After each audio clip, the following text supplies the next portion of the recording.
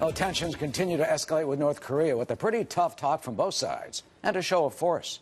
The Pentagon sending a squad of 8 U.S. fighters and bombers to the farthest point north of the demilitarized zone by any aircraft, American aircraft, this century. They flew in international waters to the east of North Korea.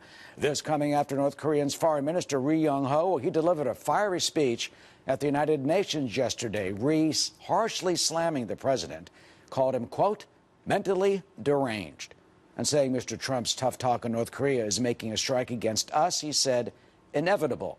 Well, President Trump took to Twitter, basically warning that the North will cease to exist if it attacks the U.S. Colorado Republican Senator Cory Gardner, member of the Foreign Relations Committee, also weighed in on this showdown.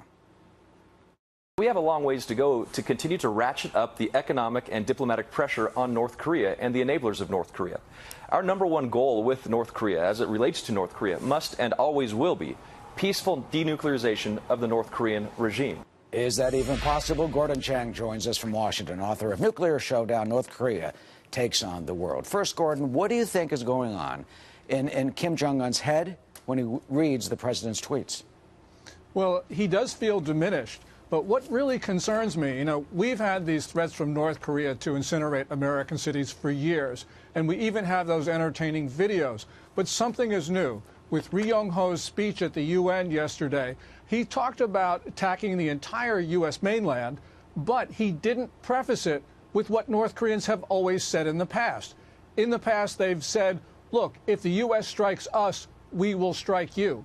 We didn't hear that yesterday from the foreign minister. And so that is a new development. And I think it indicates that there probably is a change in Kim Jong-un's mind as he views all of these developments. So your interpretation and analysis is that they're thinking of a first strike?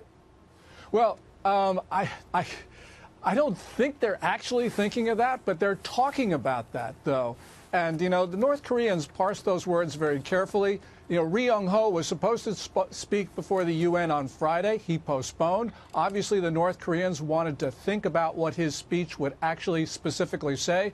So I think that you have to assume that they chose their words very carefully. Now, to me, it's incomprehensible that they would think of doing that.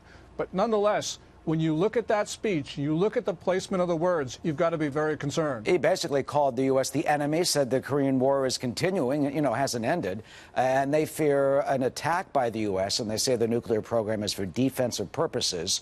Let's listen to a little more of what Ri Yong-ho said at the United Nations.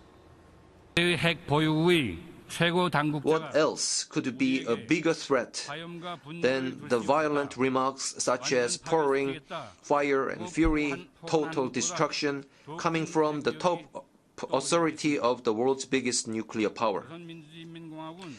The very reason the DPRK had to possess nuclear weapons is because of the U.S., and it had to strengthen and develop its nuclear force onto the current level to cope with the U.S. There he's saying it's, our fault.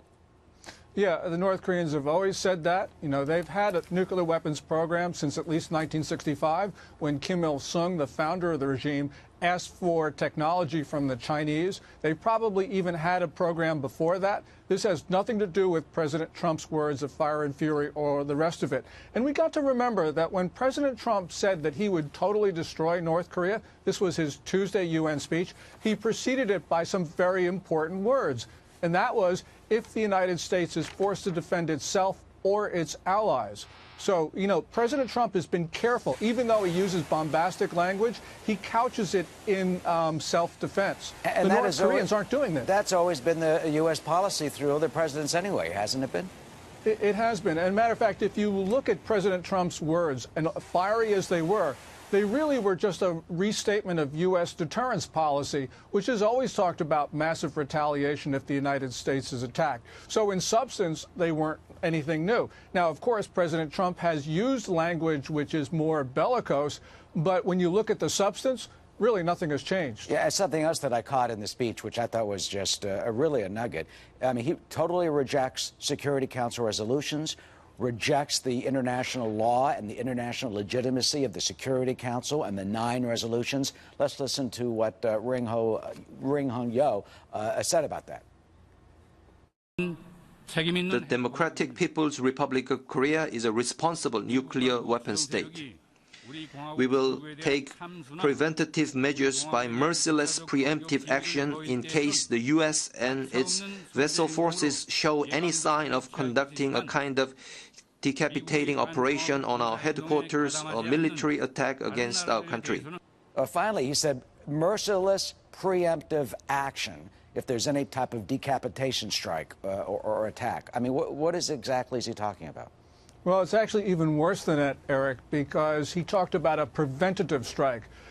Preemption is recognized that country can preempt another country if an attack is imminent. He talked about preventative, which is not an attack that because something is imminent. It's to prevent your opponent from getting a capability or from doing something. And so this is even more provocative than we first thought when we started to listen to his speech. Ri Young-ho raising the stakes to a level that we haven't ever practically seen, certainly not since the Korean War back in the early 50s. Gordon Chang, as always, an expert on their behavior and their thinking. Thank you for your analysis this afternoon.